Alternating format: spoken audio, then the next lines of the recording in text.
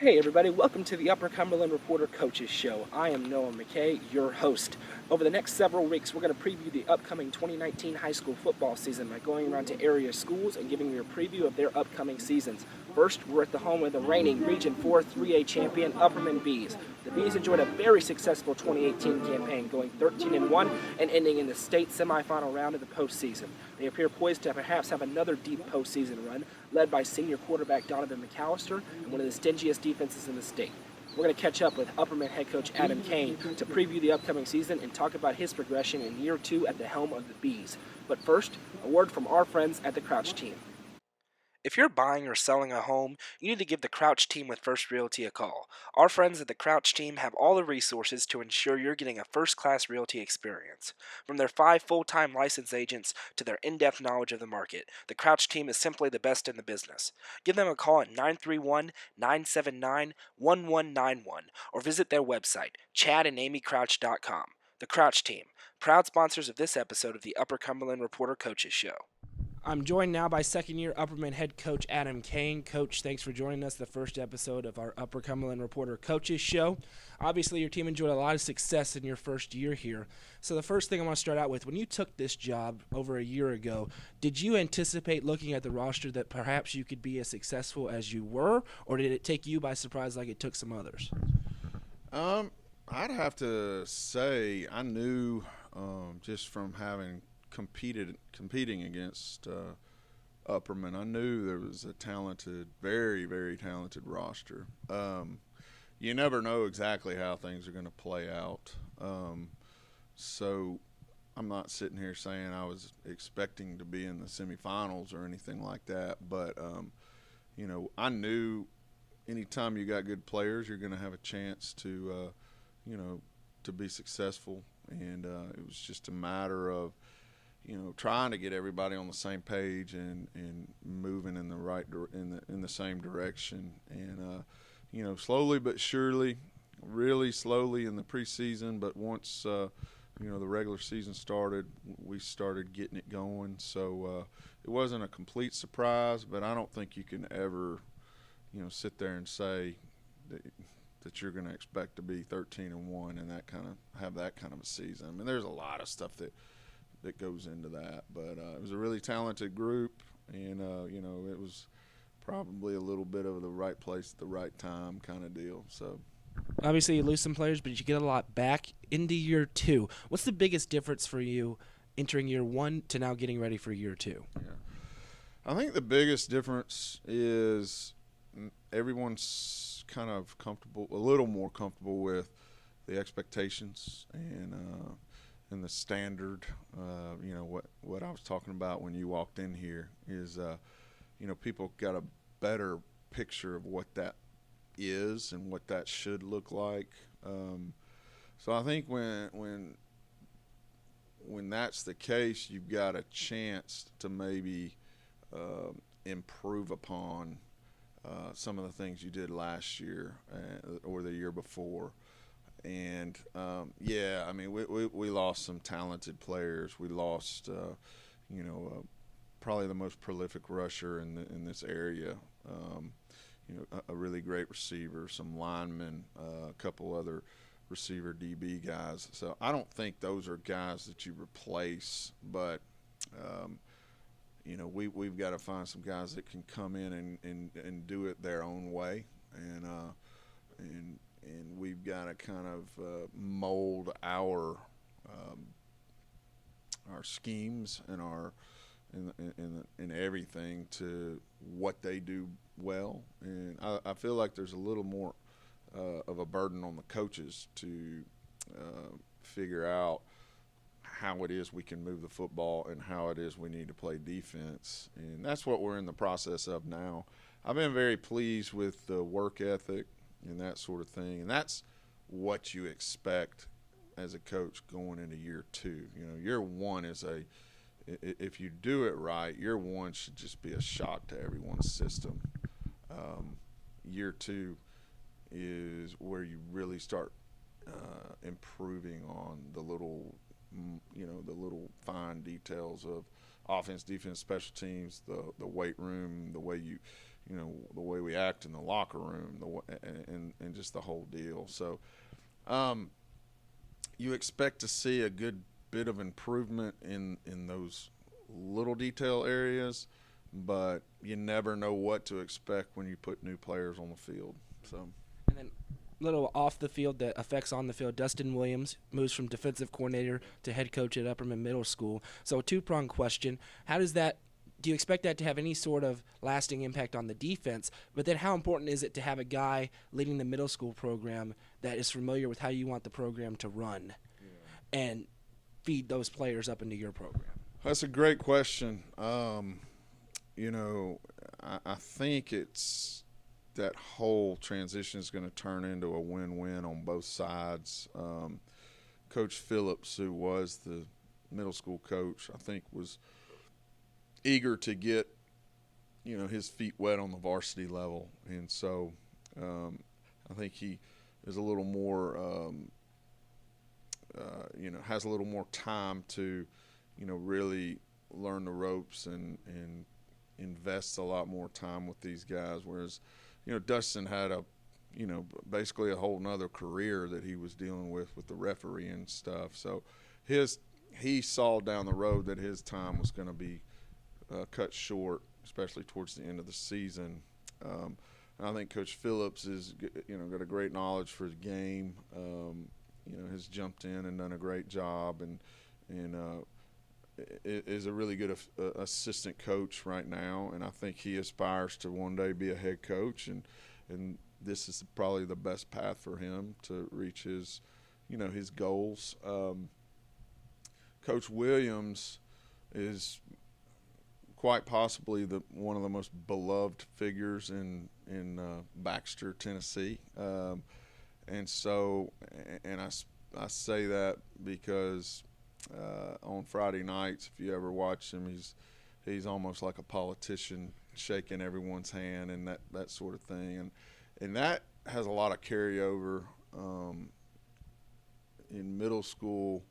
It's all about what the kid's perception is. And, my son had Dustin in class and thinks he's the greatest person ever. And I think that's important. I think there's a lot of enthusiasm. Anytime you have change, there's going to be some enthusiasm. But I think the kids love him, the parents love him, and that's important at that level. Because at that level, I think it's about getting a lot of kids interested in football. And so, it's a totally different thing. And I think Coach Phillips is a little more suited for the varsity level, just his demeanor and his, the way he goes about his work. And so, and Dustin, did a great job as a varsity coach, but I think he's, can hopefully provide a spark down there with the middle school guys. He does know what we've done in the past, and he is trying really hard to, to duplicate that to a T, which is good. It's really not something you can get done your first year, because I had enough challenges of my own with the varsity, but everything kind of played out the way it should, and I feel like we're benefiting with Coach Phillips, and I feel like the middle school will benefit with Coach Williams, and he's done a fantastic job so far. In terms of the defensive transition on our level, we came in and Dustin and I last year at this time were trying to mold two systems together, and I don't think we ever really got that done, and so by the end of last year, it was pretty much we were running, the defense that I'm very familiar with. So the kids have done it. I'd say the last 7-8 weeks of the season, we were kind of in this deal. And so it really isn't a whole lot of a transition other than, again, the boys really enjoyed playing for Dustin. And so losing him in that capacity, I guess, is you take a little bit of a the good with the bad. But it's not like he won't be a part of us. I mean, he'll still, when he has a chance, he helps us coach on the varsity level, and he'll be there on Friday nights. So I think you got to be careful about not overreacting too much to it. And at the end of the day, we're all grown ups, and we all know how to handle our business, and that's what we got to do moving forward. And now let's get to your team in 2019. You're a little over a month away from getting the season kicked off. When you think about the past several months in the spring and now where you're sitting just 4 or 5 weeks away, how are you feeling about where your team's at in preparation for August? Yeah. It's a day-to-day thing, unfortunately. We're working really, really hard to try to get these guys in condition so that they can function the way we want them to. Some days are better than others. I'm never really totally satisfied. We're still figuring out what it takes to, practice the way we need to practice in order to really reap the benefits of it. And so it's a lot. I will say, and this is no offense to last year's team, we're a lot further along in terms of our practice habits than we were at this time last year. So I'm pleased with that. But again, I talk to the boys about there's a standard that we want to practice to and play to, and right now it's a little bit too much of a roller coaster ride for my liking, and I'm hoping that the next 3 or 4 weeks we can turn the corner, and that's going to take a lot of growing with developing some mental toughness and some physical toughness and getting in shape. And so, obviously, if somebody's going to start talking about your team, it's logical they head to your quarterback position. Donovan McAllister entering his senior season. I think it's safe to call him a dual-threat quarterback and really get it done with his arm and his legs.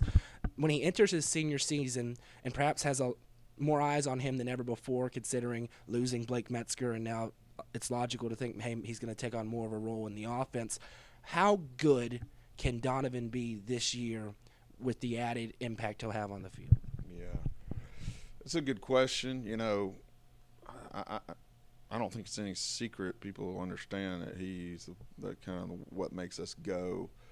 And so I think he understands that he needs the other guys around him to help him be as good as he can be. But one thing I know about him is he's going to do everything he can do to be successful. In fact, I came up here. My son plays Little League up here, and right now we're practicing in the mornings. And I came up here 2 nights ago to watch my son practice, and I heard some people in our bleachers running stadiums, and I didn't think much of it. And then all of a sudden I turn around, and it's Donovan and another kid, Zach Stewart, were running, with some medicine balls and just some really getting after it, and so I think he understands this is his last go round and he wants to do it right. And but I think a kid like that who is just supremely competitive, I think the sky's the limit as to what he can do, and he does a great job of distributing the football. And we're probably going to ask him to do a lot more reading and getting the ball to the right people, not necessarily just the passing game. I mean, it's going to be a lot of multiple looks where he can get the ball to who we want the ball to. And so far he's done a great job of executing that. I mean, we're in the early stages of it, but I think he's a kid, and he told me, I took him to a camp the other day down in Alabama, and it was a 3-hour car ride, so we had a lot of time to talk. But he's pretty clear about the fact that he wants to be the guy making the play when a play needs to be made. So you always want to have those kind of guys on your side. But everybody else has got to do their job. And the biggest thing for us right now is you know, the kids that have played before and played a lot of ball, they get it. They do their job, and they pretty much do it on a play-in, play-out basis. The other guys don't understand the down in, down out intensity level that is required to be a really good football team. So it's our job as coaches to get them up to where, you know, hopefully Donovan can do his thing. And the other part of the backfield you're replacing, as you mentioned, a prolific back in Blake Metzger. Is it Zach Stewart seemed to be the number 2 running back last year? Is it safe to assume that he'll be getting the bulk of the carries? Is it a running back by committee? How are you approaching your running back position? You know, as of right now, if we had to play tomorrow, Zach would be the starter. And the one thing I know about Zach is he's a really tough football player. And so I think that's the biggest key. Now, I don't think you're going to see all the spin moves that you saw out of Blake, but as long as you've got a certain toughness about you, I think you got a chance to be successful as a running back. We do have some other guys that have some ability that we're hoping to share the load with Zach, because he is also a defensive player. So we're hoping that those 2 guys will come along and that we do end up with a committee, but you never know. You know, I can't, you know, make a bunch of predictions about guys that hadn't played much on Friday nights. So, but that's the hope. You know, again, Upperman, there's a lot of talented kids here, and for the most part, they've got a certain toughness about them, and that I've been pleased with, and I just hope that the younger guys continue to fall into that mode, and if they do, I think those other 2 kids will come along. And then last one, from a personnel's perspective, yes, you lose some players, but you return a lot of players on both lines, especially anchored on defense. Tavares Collins is one that jumps to mind. How important is it to retain some of those big men on the lines that already know what you expect of them, and to be able to help a guy like Zach Stewart, who maybe didn't get the bulk of the carries last year, but is going to be put in that bigger role in Donovan when he's having to run and get the time? How important are those 2 lines to be able to retain those people? I mean, honestly, with what we want to do, it starts with the line. And I think everyone who's familiar with this program told me the biggest difference between last year and this year was the line play. And it wasn't something that happened overnight. It was a long process, and I think we were able to have enough success early on to where people that played offensive line kind of bought in. And that's going to be important, you know, for us to get that buy-in early on, and because it's going to be, you know, the biggest concern of mine is we lost some big kids on the offensive front, and so it may look a little different. You know, we may have to, you know, change up some of the blocking schemes that were a little more straightforward with those guys. But that's something that we really, really work on is, you know, those freaking linemen, when they come to practice every day, they know they're gonna get after it, and they're gonna know who to block, and that's a point of emphasis every single day for us. So will it be at the level it was last year? I can't predict. I know we're gonna work really, really hard to get it there. You know, on the defensive line, we've got a lot of kids that played a lot of ball coming back. Tavares is one of them. He really started coming on at the end of last year. You know, the big thing for him is learning how to be a little more disciplined and technically sound. And that's what we've been working on with him. Because, you know, the one thing about Upperman, they've always played hard on the defensive side. And so that wasn't a big transition coming in and having to rework that. But, you know, we're learning to be a little more technical so that it's not quite as hard to get a ball carrier down, to where if you do what you're supposed to do, there's usually some free guys to make plays, and that's what we're trying to emphasize. But I feel decently optimistic about where we are on the D-line.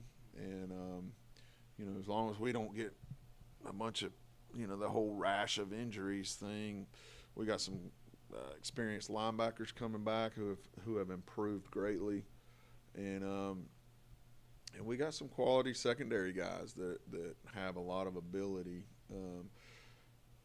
But it's just, those Friday nights will test your will, and so I'm trying to put them through as many fires right now that hopefully when it's all said and done on a Friday, it's not quite as difficult and such a huge deal for them, So that's kind of the way I approach everything.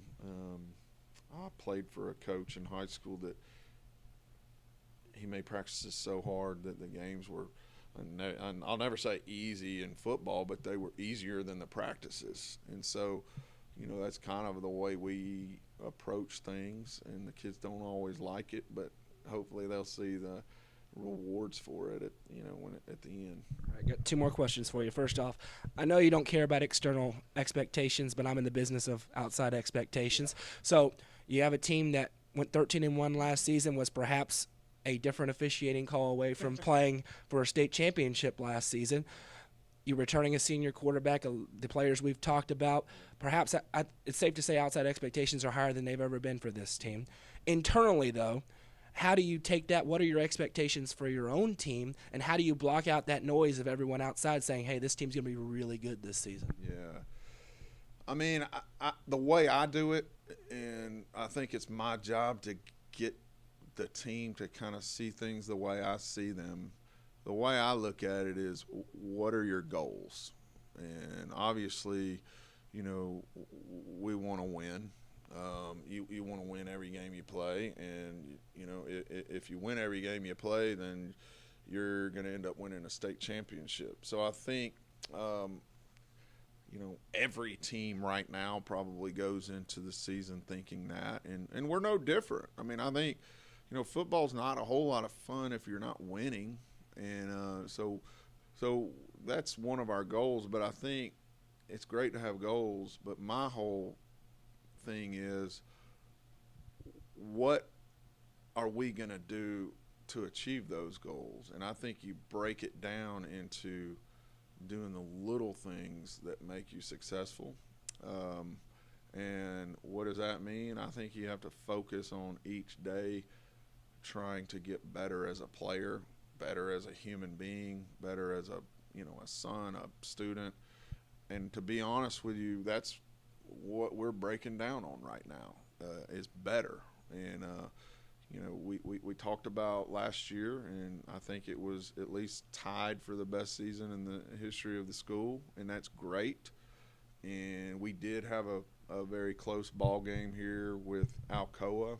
I think it was closer than what the ending score said. And to be honest with you, there was a split second where I was thinking to myself, because I thought we did recover the kick, is we're about to have a chance to get this done, and that's great. And everybody had their debates about it, and everybody was mad and angry and saying this and saying that, and I know all the websites were saying this and saying that, but at the end of the day, we ended last year with excuses, with referees. That was a lot of our excuses with blah, blah, blah, it's not important. And so the thing for me is, you want to go into this new season and not end the year with a lot of excuses. And that, who knows where that's going to be. I don't know, I can't predict. Everybody in our region may be the greatest team ever. But I think if you start saying you're going to reach for this particular thing, it doesn't always work out the way you want. But I think the thing you can control is you can leave it all out there, and if you do that, you don't need to have the what ifs and this, that, and the other. And so that's my focus. We can't sit and worry about what happened last year. That was a great football team we had last year. This is a much different deal. Let's go make our mark, and let's make sure we don't leave the field with anything left in our holster, so to speak, and let's make sure we don't have excuses coming off the field this year. And so last one I got for you, August 22nd, Tucker Stadium, Cookeville Upperman. It's a rivalry that perhaps before last year wasn't very close. And last year you got the best of Cookeville here. Now you're playing College Stadium. I don't think it's lost on people from that outside perspective that it's played in the same place where a state championship game is played, and your team is going there. But how cool is it, number one, to play a game in a college stadium in a high school rivalry? And then when you think about Cookeville, and you know they're going to be coming guns blazing for Upperman after what happened last year, how do you go about getting your team prepared for that game in that place? Yeah, I mean, I've got nothing but respect for Cookeville. You know, I came in, and when I took this job, I got my name changed over to the Huddle account. And the first game that I looked at was Cookeville, and I think it was 52-0 in the first half or something insane like that. So that's not lost on me. That, and if you look back at the history of the scores, they're pretty lopsided in their favor. And it's a 6A school that competes at the highest level in that Murfreesboro region. They're used to rugged football games, and those kids grow up on that in that program.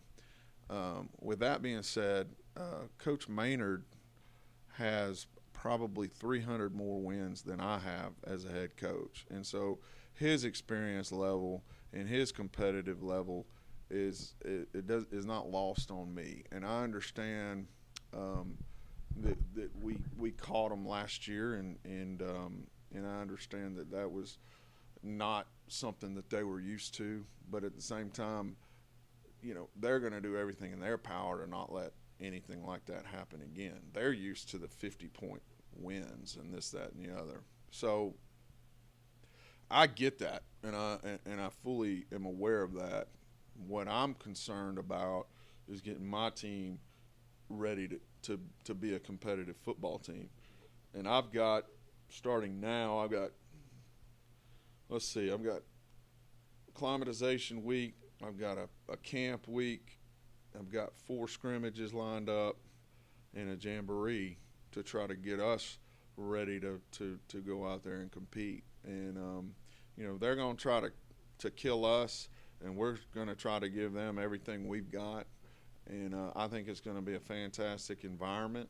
You know, Coach Maynard and I talked about wanting to play on that Thursday, just to, you know, for several reasons, just to kind of set the game apart, because I think it is kind of a unique rivalry. And but to play in Tucker Stadium, or is that the name of it? Tucker Stadium, I think it'll just be a cool experience for the kids. And you know, I don't think there's any doubt they're going to be ready for us. The one thing I did learn from last year is I think these kids will get themselves ready to compete with them. And but I understand, you know, I know the history of it well enough, and I know they got a quality group. And you know, I know 6A football players look a little different sometimes than 3A football players, but you know, it's just we're gonna figure out on that night who's gonna, you know, execute well enough. And really, game one, it's about who's not gonna make mistakes. We've got our work cut out for us to get there. You know, I just left the practice field today, and it wasn't our best effort. You know, but I've got a good group. I believe in the toughness and the competitiveness of this group, and we got to do a good job of coaches to get them to the starting line and hopefully be able to compete with them.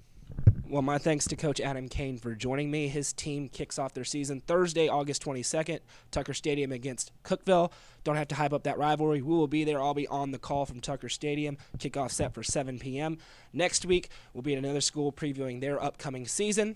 Our special thanks to the Crouch team for sponsoring this episode of The Coaches Show. I'm Noah McKay for Coach Adam Caine. We'll see you next week. If you're buying or selling a home, you need to give the Crouch team with First Realty a call. Our friends at the Crouch team have all the resources to ensure you're getting a first-class realty experience. From their 5 full-time licensed agents to their in-depth knowledge of the market, the Crouch team is simply the best in the business. Give them a call at 931-979-1191 or visit their website, chadandamycrouch.com. The Crouch team, proud sponsors of this episode of the Upper Cumberland Reporter Coaches Show.